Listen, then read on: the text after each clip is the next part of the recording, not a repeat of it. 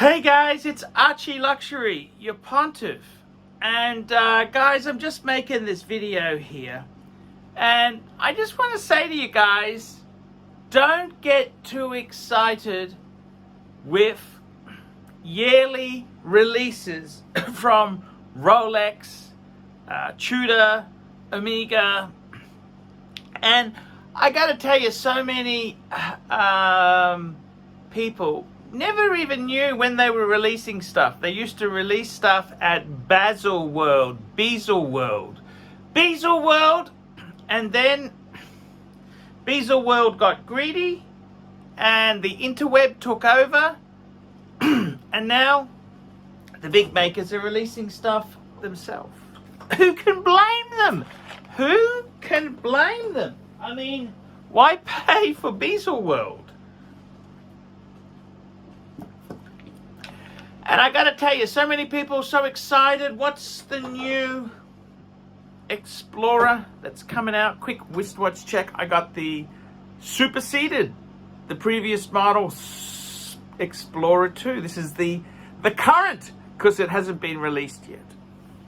But I gotta tell you guys, please understand, this is not fashion. These are not seasonal colors. These are not just this year's in thing. You got to realize the whole beauty of having quality wristwatches by Rolex, Patek. The whole thing is, it's the fact it's a timeless classic. It defies the test of time. And I think many people lose sight of this. With the new releases, it's kinda like an award ceremony. Oh, let's see who's got what's news coming. Yeah. Well, hang on, slow the truck down. Brands like Rolex, they've been pumping, they've been tweaking the models ever so slightly. And I think that's what I love about Rolex, is the fact it's not so revolutionary, it's evolutionary. And too many people lose sight of this basic premise. And, you know, I got to tell you, I've got a sense of contentment in my own collection. 4 Pateks, 3 Rolex, an Omega, a Reverso, and a Tudor Black Bay. I'm really feeling content. And I gotta be totally honest with you, totally honest. I don't know. I'm yearning for anything. Yes, I got MJT. He may send me a Plepsy at retail. I would love that piece. I would. But that's okay. We'll see what happens. We will see what happens. I gotta be totally honest with you. Totally honest with you. I am the sort of person who I'm very much an environmentalist. And the reason I say that is, the best thing you can do in watches is keep watches that you love for yourself. They're timeless classics. I mean, if someone had a 1680, it's a beautiful watch. 1680 is the first plastic date sub that came out. Whether you got a 16800 or a 16610 or a 116610 or a 126610 like I've got, you know what? They're all evolution. They're all beautiful. The whole thing about it is, whenever a man got this watch, he went through life. He didn't change it when new season colors came out. These are not the Louis Vuitton or Hermes or Christian Dior Chanel catwalk where we have runway releases. These are pieces for men. We don't do high fashion, new season, new colors. We are men folk. And we seem to be getting caught up in Fashion Week. And I admit it's exciting to see what comes out, but don't lose sight of the fact that these releases, the whole thing we love about watches is that it's not about having the latest. And I got to tell you something. If you look at the prices of second-hand Vacheron Constantin overseas, they're very, very popular in the Chinese market. Richemont has advertised to the Chinese, which, hey man, I understand. They got the cash, they got money. But the problem is, see, the Chinese didn't realize that the whole reason you bought a Vacheron was because it's a timeless classic. You don't need the latest one. And it's kind of, you've got nouveau riche, new money buyers in the Chinese. They don't understand this. They think latest is greatest. The next model is always better. And that's not true. It's like America. America had cars in the 50s and 60s. Every model was so different because they wanted your punters to come in and say, I want the new one. I want the new one with fins and rocket ship tail lights.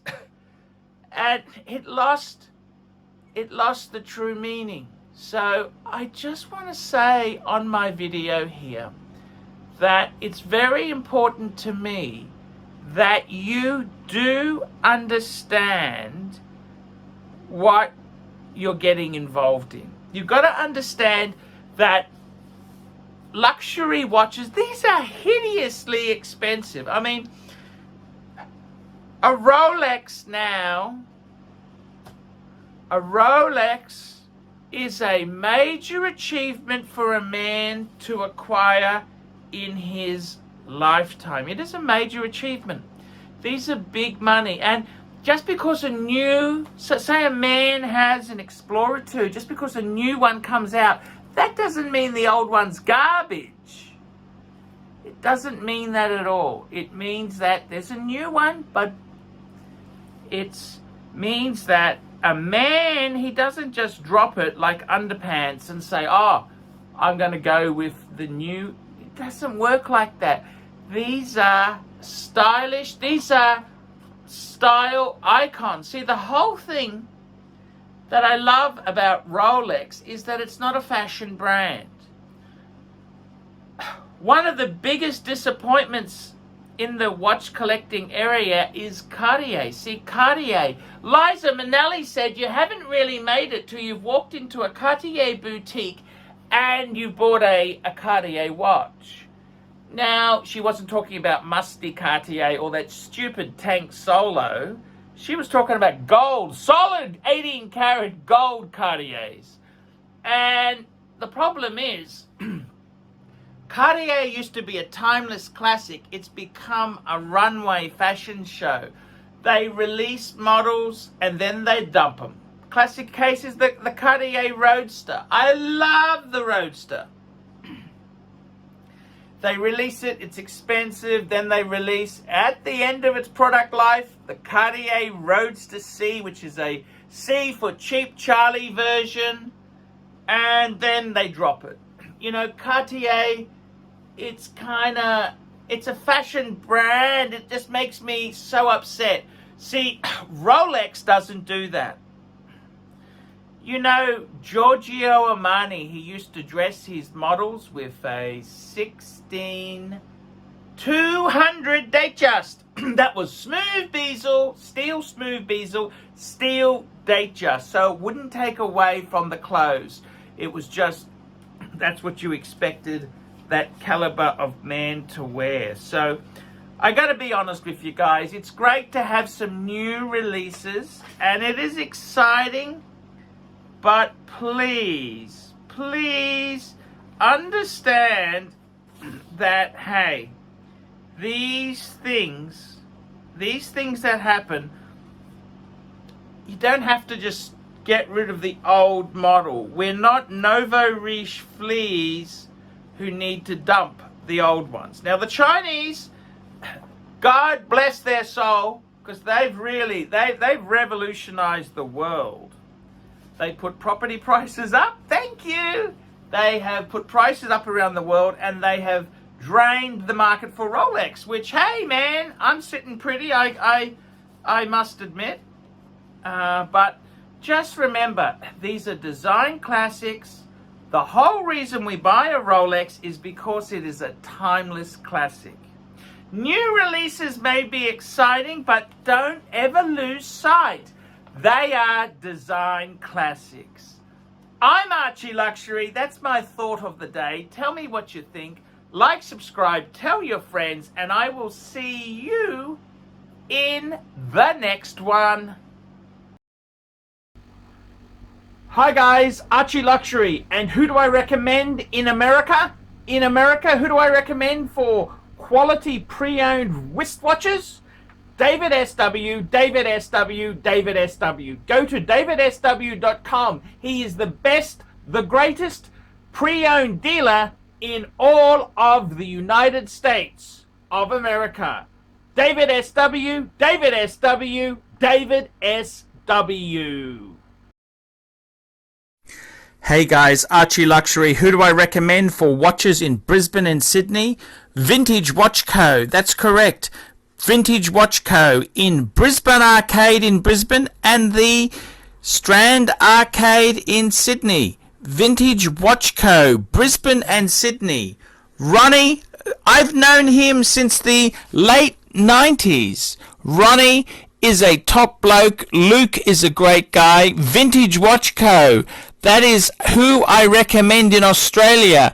Check out Vintage Watch Co. and the guys' amazing range of watches. They also do service and repairs. Vintage Watch Co. That is where the pontiff goes. You know, some of my Pateks came from Vintage Watch Co. That's right, guys. Vintage Watch Co.